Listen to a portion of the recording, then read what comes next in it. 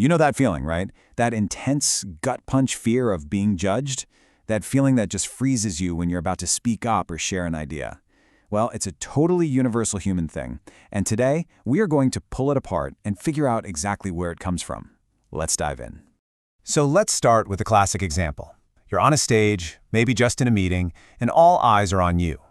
What is it about that moment that is just so unbelievably terrifying for so many of us?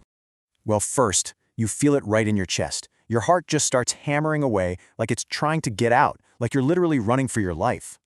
And then, your hands, they might start to shake, right? It's this tremor that you just can't seem to control. And your mouth goes completely dry.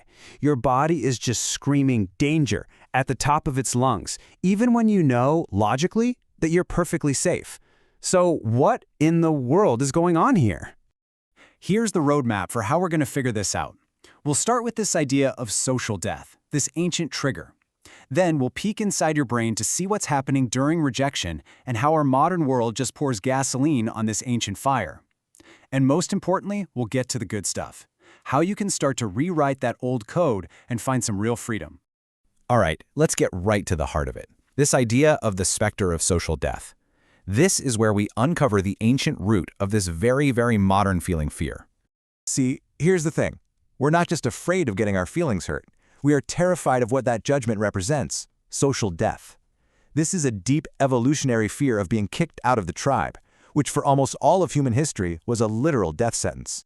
And this slide, this is the whole problem in a nutshell. Our brain's alarm system is basically running on ancient software. Back in the day, rejection was mortal danger. It meant no food, no protection, no survival. Today, rejection might just be a mean comment online or losing a few followers. But our brain, it reacts with the exact same primal panic. It just hasn't gotten the update. So let's go a layer deeper and look at what's physically happening inside your head. What does the science actually say about your brain on rejection? Okay, this is absolutely wild. Neuroscientists have found that social rejection, getting judged, lights up the exact same pathways in the brain as physical pain. So when you say rejection hurts, you're not being dramatic. Your brain is literally processing it like you just stubbed your toe or got punched. On top of that, it feels like an attack on who you are, your identity. And that's why we get so defensive. Our ego just swoops in to protect our sense of self from what feels like a genuine five-alarm threat. And this quote just nails that identity piece. The work of anthropologist Ernest Becker suggests that a lot of what we do is about proving we matter, kind of as a defense against the terror of knowing we won't be here forever. So when we're judged, it's not just about embarrassment. We're really fearing that we might be insignificant. All right, so our ancient brain is the kindling. Now let's talk about the modern world, which is basically a giant can of gasoline being poured all over it. For tens of thousands of years, our social world was pretty small. Our ancestors really only had to worry about the opinions of, say, 50 people in their tribe. That's a manageable number, right?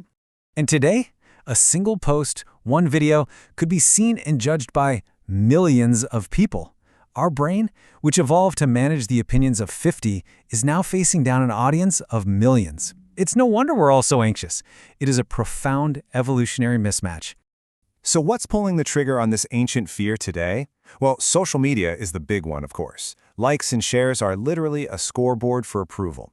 But it also goes way back to childhood, where we learned pretty quickly that being a good kid meant getting love and feeling safe. And then there's just status anxiety, that constant nagging comparison game where any judgment feels like it could knock us down a peg on the social ladder.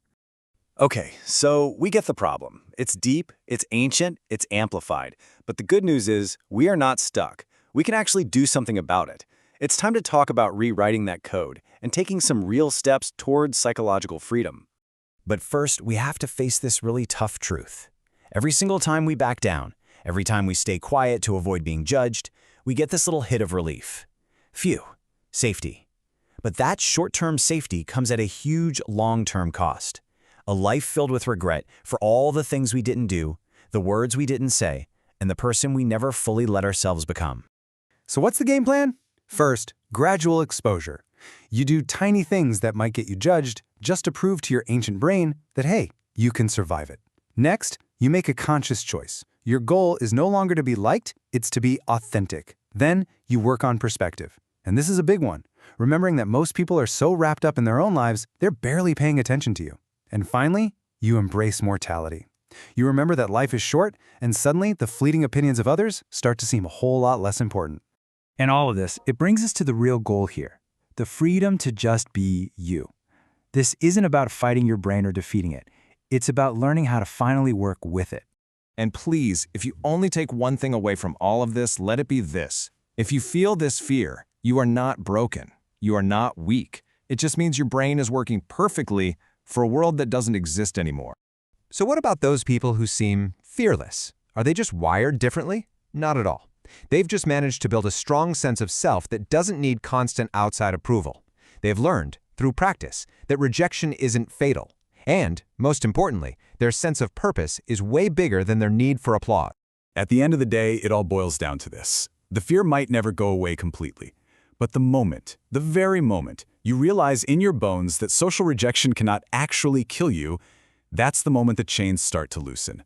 That's the moment you begin to feel free. So, I want to leave you with a question to chew on. If you knew, truly knew, that the judgment of other people had zero power to harm you, what would you do differently?